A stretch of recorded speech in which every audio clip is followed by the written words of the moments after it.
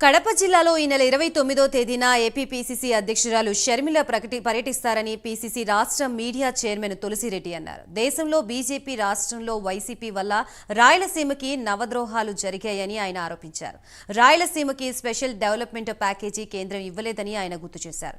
కడపలో integrated steel plant శంకుస్థాపనలకి పరిమితం అయిందన్నారు. రానున్న ఎన్నికల్లో వైసీపీ ఓటమి తప్పదని హెచ్చరించారు.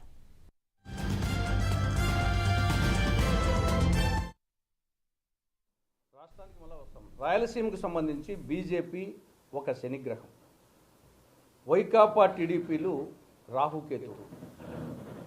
ఈ మూడు పార్టీలు రాయలసీమను సర్వనాశనం చేసినాయి ఈ 10 సంవత్సరాల్లో.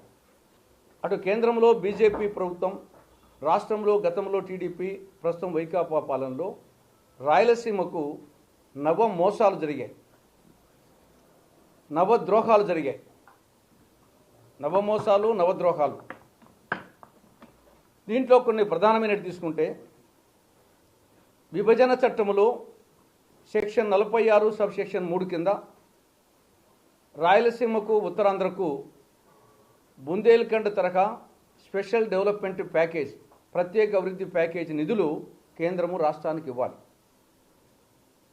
కానీ ఆ నిధులు కేంద్ర ప్రభుత్వం ఇవ్వలేదు.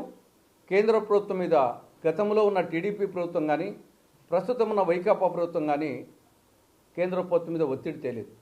పర్యవసానంగా రాయలసీమకు స్పెషల్ డెవలప్మెంట్ ప్యాకేజీ నిధులు రాలేదు. ఇది ఒక ద్రోహం.